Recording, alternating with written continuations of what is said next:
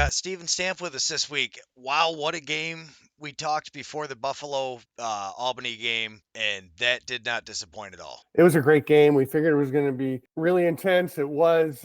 You got to go in person. You got to be there in the stands, right behind the bench, which would have been great. I watched it obviously on the broadcast, and it was an exciting game. Albany had beaten Buffalo. It was kind of the point where people were like, "Whoa, that's quite a start for Albany." Of course, Albany beat Buffalo last year early in the season, so they had to keep going. Of course, they rolled to 6 wins, and people really start to take Albany seriously. Then they lose a couple of games, and all of a sudden they're coming in and playing Buffalo, and it's like, oh boy, is the slide happening? Is it going to be like Rochester last year, where all of a sudden they lose a bunch of games, or Rochester this year, for that matter?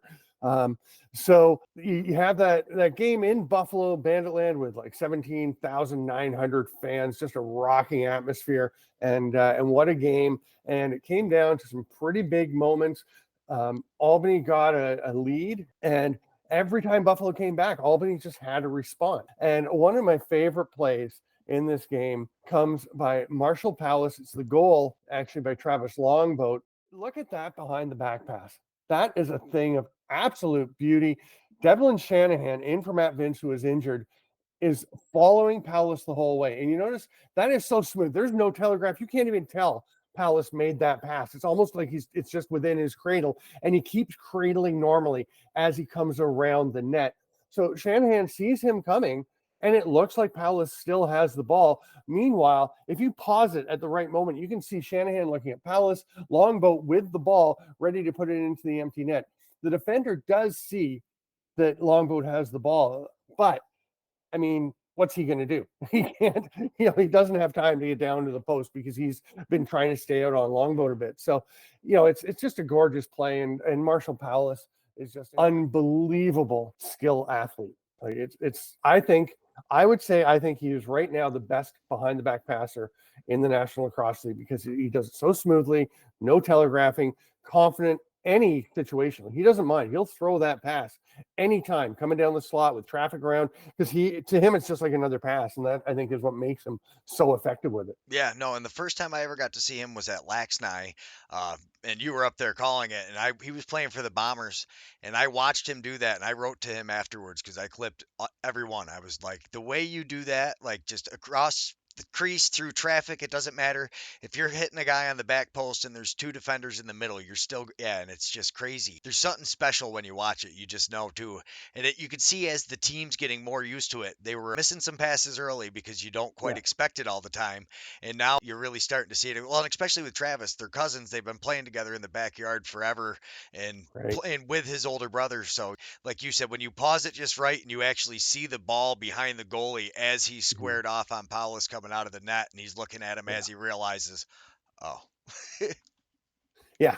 Yeah. And I mean, Devlin Shanahan, I thought, did a pretty good job. I mean, bear in mind, it's the first full game he's played, I believe, since he's been with Buffalo. I mean, he's gone in at times. Matt Vince likes to play a lot of minutes. He wants all the minutes in the game, all the minutes in practice. He likes to face shots. He believes that's how he retains his level of play. And as a backup, I mean, obviously you're using two nets a lot in practice. So Shanahan is getting some reps, but there's nothing like game action. And he's done a great job in Nanaimo in the summer. I think he's ready to be an NLL starter, but it's not surprising that he had maybe a couple of moments like this in this game, in a game that Albany went on to win in very exciting fashion. yeah, no. When you look through those goals, he made a bunch of beautiful saves, and Mm-hmm. what makes Vince special is getting that 4 or 5 saves that you don't expect a goalie to make. And no, for his first NLL start, what a game though! Oh my goodness, high energy. It was just crazy. Yeah. He did a great job for his first NLL game. I could definitely see. I mean, Buffalo is a unique environment. If you've never been there, the way their fans cheer, and it's just so loud, and it's a very one of a kind experience. Yeah, I mean, there's other places, Calgary and Colorado, like to talk about the experience and how loud they are, but I think Buffalo is on another level. In my experience, I haven't been able to be at games in Denver or Calgary, so hopefully I'll get that chance and find out in person. But yeah, I know it's really something. The next thing we're going to look at, also from the Albany Buffalo game, one of the keys to why Albany was able to hold on. Albany had been up, and then Buffalo got a couple of goals. And I was feeling, oh boy, Albany's in some trouble. They were scrambling. They looked like a young team, making some mistakes that haven't been really characteristic of them this year. And Buffalo's really putting the pressure on. And then Dane Smith playing a defensive shift as he has done relatively regularly, gets a ball and takes off. Nobody's catching him. He's way too fast for anybody to catch him. So he has a breakaway, and Dougie Jamieson absolutely stones him. Smith has time to look across, see if anyone's coming, slow down, pick his spot, and throws a few fakes, not a ton, and it looked like a pretty good spot just by the hip. But Doug Jamieson gets a piece of it, and that was huge because if you could pick someone to have a breakaway for Buffalo, I mean, maybe you go with Josh Byrne because he's just so unbelievable in on top of the crease. But Dane Smith's a pretty good option, right? One of the best players in the history of the league. And for Doug Jamieson, you just turn him aside. I thought Albany kind of hung on by the skin of their teeth later than that. And then Doug Jamieson winds up putting in a goalie goal, and that put it away. But I mean, that was a huge moment for Albany, I think, in their season to make sure they held on to this game. Yeah, no, absolutely. It was an impressive win, and watching Buffalo live is really where you get the appreciation for how fast Dane Smith is and Yeah, what a special athlete Josh Byrne is. He yeah, makes things look easy when you're there to see, like, wait, he just covered 5 feet with one step as he's launching through the air. You're like, okay, this is a different, yeah, there's nothing like watching those guys play live. And yeah, I found it kind of fitting that Dougie scored because, he really did step up big, make a few big saves, and yeah. it was definitely fitting he got the dagger goal. Yeah, no kidding. And I mean, just what a game. And I always tell people if they get a chance, fans who go to the games and either watch the games on TV or they're sitting up in the stands, further away from the action and watching. If you get a chance to go down by the boards, do it. Just walk along the boards. I've done that. If I cover games, I've got a fairly free reign to cruise around. I'll go down and stand by the boards in the corner sometimes and see how fast everything is happening. It is so fast. Like when you say, "Oh, why didn't you pick that ball up?" Because stuff was going on. There were things going on, and I think it gives you a better sense of how amazing the athletes are, and also how difficult some of these things are, and why some of the mistakes are made that are made because it's hard. And the other thing I think you find is just how fast the players are, and the in terms of their thinking and their moving, because you'll see it happening right in front of you, and they just go flying by. I mean, it's amazing. I remember going to a hockey game back when I lived in Victoria, the old Memorial Center, and there was a pre-World Cup or World Championship or Canada Cup game between Finland and Russia, and I got seats with a friend on the blue line at the glass, and watching international hockey with, I mean, some of those Finnish and Russian teams, so fast, you get a real appreciation again for exactly how fast stuff is happening. I don't personally think sitting at the glass is always the best spot. You're looking through glass and there's things, but boy, it can give you an appreciation for some things you don't necessarily get otherwise. Well, and if you're on the glass, you get an appreciation for how big these guys are with the speed and what they're doing. So Yeah, somebody, I mean, you're tall too, so it yeah, doesn't have the same effect on you. But for yeah, us normal size to smaller yeah, individuals, when you see, like, Nathan Grennan is my size and he looks tiny out there. yeah. Well, he's pretty small. I mean, you're pretty small, Greg. I know. No offense, you're a good dude, but you're not a big guy. No, I mean that's where you really, like, standing next to the glass and Dane Smith. I'm up Yeah, like 2 feet on the cement, and he still seems taller than me down in the yeah, plexiglass. It's yeah, crazy. yeah. There's some big dudes. So our next uncommon highlight we're going to watch here is a save by Shanahan. It's got a couple of things that we've already talked about. One is we're going to see another behind the back pass from Marshall Palace that I didn't even realize when I picked this highlight that the play starts with a BTB from Marshall Palace. Again, smooth as silk on the power play. And then it leads to a great look inside after the ball is dropped and it's picked up, and the shot here is taken by Ethan Walker. And what a save by Shanahan! First of all, to make the stop, I really like the save that he makes. And then the big thing is he stands there very calm, shoulder and arm against the crossbar and the post. He knows that he can't move. He's there, but he's not, I mean, rigid. He's just keeping his position. The ball rolls down off his shoulder and gets picked up by a teammate, by Cam Wires, I think, in the crease. And that's just one of those subtle little plays that can make such a difference because you step out or you do something untoward as a goal. You have to move so explosively so much of the time, and then there are times you have to make sure you're still, but know when each is, which is which, what you need to be doing. Yeah, and in slow motion, that play looks amazing. I just clipped it slow. I forgot to go through and slow that one down for you. It's a yeah, it's a gorgeous save. I was really impressed with Shanahan. I thought Yeah, he played way better than I was expecting. I yeah. thought he looked small, like compared to a lot of the goalies. He did not look that big, and then he was all over it. He's good. All right, we are going on to another play, and this one is going to involve Dane Smith and Kyle Buchanan. One of the big guys you're talking about, and one of the guys who's probably smaller than you, Greg. And that's Kyle Buchanan, and he is amazing. I've had the opportunity to see him play lots in the NLL in person with the Peterborough Lakers. He is a remarkable athlete, one of the best loose ball players you've ever seen. He has a sixth sense. He gets to where the ball's going. He'll be on the ball team all the time, the face-off team, and just go get loose balls and offensive resets with loose balls. And he is really small, but he's quick and he's smart. Has such a great sense to get there. Here's the other thing that he does. We see a lot more people these days shooting on their offside. It's usually from up a bit higher, though, like top of the formation. Buchanan is one of the rare guys who will go down and do quick sticks on the back door on his offside. You don't expect it. So you tend to, I mean, you think of a Dan Lintner with the backdoor quick stick, it's on his side. Ball comes, boom, it's in the net, and great play. Buchanan can do those, but here's one where Dane Smith makes an astonishing pass through traffic that I've watched, I don't know, 30 or 40 times, and I still don't know how Kyle Buchanan catches this pass. I mean, like it's just astonishing. Nardella can't believe it. You see right after the goal, he just looks upward. He can't believe what just happened either. And I mean, you do slow it down, and I still, even watching in slow motion, how Buchanan gets the stick from out in front of him to right back, kind of beside his face. It's right beside his face mask, and makes that catch and is ready to shoot before Doug Jameson's prepared or Joe Nardella can defend him. That is the essence of Kyle Buchanan. Why, even though he was a sixth round pick in this league, he has had a great career and is still critical. He was critical to Buffalo winning last year, and he is still a terrific player, even though he's been talking about, when's time to hang him up? Not yet, Bucky, not yet.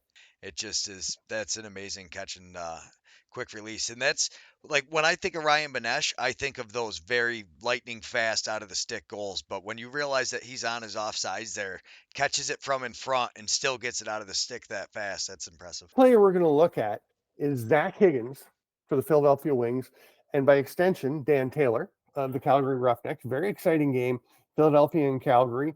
And Philly was up 10-9 a few minutes, about 3.5 minutes into the fourth quarter. Calgary looked like they're about to tie it up because Shane Simpson gets the outlet pass. He is so dangerous, comes in, makes his jump in the shot, and look at that save, throwing the wing out by Zach Higgins. Absolutely unbelievable. And controls the rebound, lands on it, and tosses it up to Chad Tutton. It is an astonishing play, and it is what Zach Higgins does. And as we're going to see from the next few plays, the Dan Taylor natural hat trick, unfortunately for Philly, it's what he has to do a lot because you're going to see this first play, a little pick and roll. Taylor goes in, absolutely naked look on top of the crease, takes the pass here, sets the pick, nice behind the back from Jesse King, goes in. Great play by Taylor. Higgins almost got it, couldn't quite make the save, but a little trail check. Now, on this one, the first one, Tate Katoni got trapped on defense. He doesn't play a lot of D, and he does get caught up. He's playing up high and misses Taylor off the roll. Doesn't get over to help. So a little bit of an extenuating circumstance there. But if it was the only time, that'd be one thing. Here's the next one: pass across the crease from Josh Courier to Dan Taylor. Nobody on Taylor. He's even more wide open on this one. He has time to just tiptoe around the crease and just put this one behind. And then, he's got two. Can he get another one? This last one is actually over the top. I just thought it'd be fun to show the natural hat trick. But this one is over the top. It's not a naked look. But, two of those three goals are naked looks right on top of the crease. And, it's just so dangerous. And you just can't. I mean, it happens so many times with Philadelphia. And they've got to get that corrected. That's something that I thought, as they bring in some more defenders, they work on some things. I thought they were going to get that turned around this year and become a contender. Instead, they're right now down near the bottom of the league. I think that's one of the main reasons why that is happening. And I think they've got some good personnel. I think Paul Day is a good coach. I think there's lots of promise. I just think they need to deal with that. Yeah, no, their defense is pretty bad. The more I watch, I don't even watch a lot of their games, which it, Calgary's offense didn't quite take advantage of it the way that another high-powered offense is. So I think when you're talking about them, even with Zach Higgins, they end up having to essentially take, you need your team to not score that 11, 12 goals and expect your defense to hold down. You need 14, 15, I feel like, if Yeah. you want to win as Philly every night. There's one more play. And this is just in case you're thinking, well, Higgins didn't stop the Taylor goals right on top of the crease. You're not going to stop him. 50% is a good average on naked looks, on one-on-one looks. Above 50% is pretty good. Here's another one. We saw the Simpson breakaway. Here's one where Tyler Pace sets up Thomas Hogarth. And again, like, you watch this play, and there's two defenders near him. Nobody is touching him. And these are good defenders. I mean, that I think generally are pretty good defenders. You've got Isaiah Davis Allen there's chasing him. I just don't get it. And Higgins makes a fabulous save on Thomas Hogarth, who is deadly in tight. This is a great pass from Tyler Pace across to Hogarth, who hasn't had a great season with Calgary, hasn't quite found his rhythm with them yet. But this is a very Thomas Hogarth play. Also, a bit of a play you'd see from his teammate in Peterborough, Kyle Buchanan, that we just talked about, because he's on his offside, setting this pick, and then rolls in and gets the quick shot off, can't quite bury it. So um, Zach Higgins does yeoman duty. He's fantastic wherever he plays, and I'm looking forward to seeing him play for Israel again this September at the World Lacrosse Box Championships in Utica, because he is fantastic on the international stage as well. Well, not just that, but if you get a hot goalie, you can get away with a par to subpar offense if you have a goalie that's that hot. I mean, and Mm-hmm. that's the importance of that position. We talk about it all the time. And I wonder, like Higgins, if you put him on, say you put him on the Rush, what do the Rush look like Mm-hmm. this year? Yeah, I wonder, because I mean, I actually think, I mean, until this past weekend, the first two games and this last one, Frank Chiliano was not good, but he's played very well in the sandwich, in the meat of the sandwich, in between those slices of bread around it. I think Chiliano's been pretty good. I think Higgins, Saskatchewan's D, it feels like, has had some breakdowns, and I don't know why. They're just, I guess, adjusting to some things. They've got some new people, but they have a lot of young talent. I guess there's going to be a period. I know it's been over the past couple of years, but you're looking at Ryan Dilks gone, Chris Corbeil gone, Kyle Rubish gone, Brent Mitski gone, Matt Beers gone. Okay, yeah, I think I'm starting to see why it's taken a bit for them, to come together. They've got great young talent. Mike Messenger is a veteran now, but guys like Jake Boudreau and Holden Garland, who unfortunately is out for now, Bobby Kidd III, they've got really good players, but they're still coming together as a team defense. So maybe Higgins would make a difference, because maybe he would bail them out a few times where Chiliano hasn't. I'm not saying Chiliano's been bad. I think he's been pretty good for the most part. Um, and I will just ignore this past weekend, because that wasn't even an interesting game with Halifax winning 19-6, right? Like, I No, don't think I, anybody except diehard Halifax fans is enjoying that game. no, but that was one of the games I put on. I had not paid attention to the scores. I was just folding laundry, Right. and I was like, I'm going to put something on, and I put that game on. And I did not know that Chiliano had played good up till this, because I think I've only watched his bad games, and every time I watch it, I'm like, what happened to him? I've seen him play great, Yeah. and I'm just like, this is awful. And no matter how your defense, you can have a solid defense, but if you're really only talking, 10 saves that you should make, that's a lot of saves. Yeah. Yeah. We should put some music to that and call it Greg's theme. I Yeah. think every week you like to point out that you need your goalie to make 3 or 4 saves that you don't expect him to It's to it's my to favorite come thing through. about like this though is really you see how important these goalies are because every defense does, you're gonna have lapses. These guys are all too good to not give some lapses, and you just need to. I was a defender too, so I always appreciate the goalie more than anybody because if you're out on defense, as long as that guy doesn't score on you, the goalie makes a save. You never have to watch the highlight. Nothing matters. If it's an amazing save, you might get caught out there, but nobody really pays attention to it. Versus when you get burnt and they score, and now it's like, oh, look what happened. He was out of position, and da da da da da. He's got to make that stop. So yeah, goalies, they make us look good sometimes. Yeah, I was mostly a defender too. I remember in high school field lacrosse when I took a ball over center and ran up in an offensive play, the whole team was like, "What's going on? Hey, way to go!" Like they were so excited because they didn't know I even knew how to go over center. I could go over center. I just didn't very often. But yeah, no, I hear you. And you set it up perfectly to watch another great and crucial save coming up to the final minute of Georgia at San Diego. A terrific game. Very exciting. It's 11-11, and the ball goes to Lyle Thompson naked in front of the crease. Um, it's interesting to watch because Trevor Baptiste is there. There's two San Diego players, two Georgia players in behind fighting the ball for the ball, and Irregularity's watching them. Trevor Baptiste goes in. Jesse Gamble's coming down to help, but Baptiste goes in even though there are two Georgia forwards up above the crease that he should probably be staying and keeping an eye on, especially because the one at the center is Lyle Thompson, and the ball is going to come to Thompson. He is wide open. Then Gamble goes in and chases as well. And Chris Irregulari, who's been fantastic this year, turns aside this Lyle Thompson shot, gets the ball underneath him, reaches back to make sure he's got it. But what a save in the most critical moment by a young player.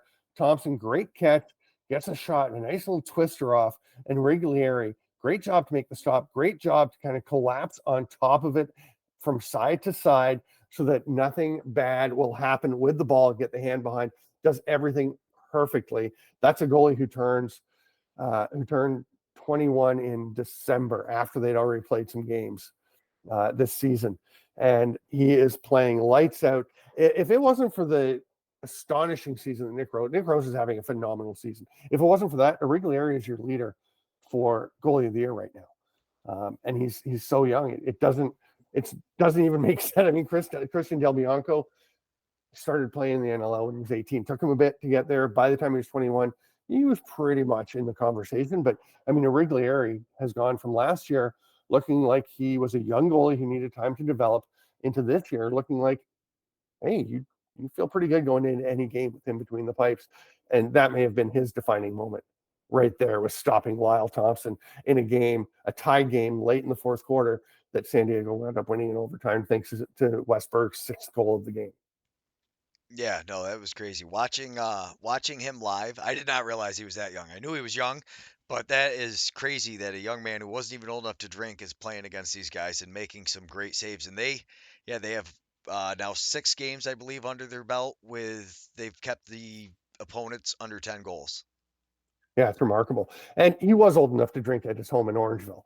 The drinking age is 19 in Canada. I always forget in in the States. It's totally irrelevant to me now, obviously. But I remember going to Boston for the head of the Charles Rowing Regatta. When I was at Trent University, we go down, and some of the guys wanted to go to a place called the Combat Zone, which is like the red light district. I was like, whatever, sure, let's just go. So we go down and we go to some bar, and we're going in, and the guy at the door, the bouncer, was asking for ID. So I hand him my driver's license. He looks at it, hands it back. Okay, and we all go in, and one of the guys says, "Stamper, how old are you?" I was like, "I'm 20." And he says, "The drinking age is 21 here, right?" I'm like, "Oh, didn't even think about it. Just it's 19 at home. I'm all good. Hand the guy my ID. Here you go, sir. We're fine." It's He's amazing. He's looking at 1,000 IDs in the night, right? If you just hand it to him, I was 6'7", 6'8" at the time. I was still growing, but I was a big guy. I didn't try to fool him. I just handed it to him. I think he was just like, okay, cool. I don't know if Connor Fields was in yet, and he wouldn't have exploded yet, but So I don't know. I didn't realize that trade. Connor Fields, Riley Hutchcraft, and the first overall pick in 2022 for Bertrand, the second overall pick, a fourth rounder, a sixth rounder, whatever, and their first in 2023. So the 20, you get the 23 is good, but they could have had Thomas McCombie.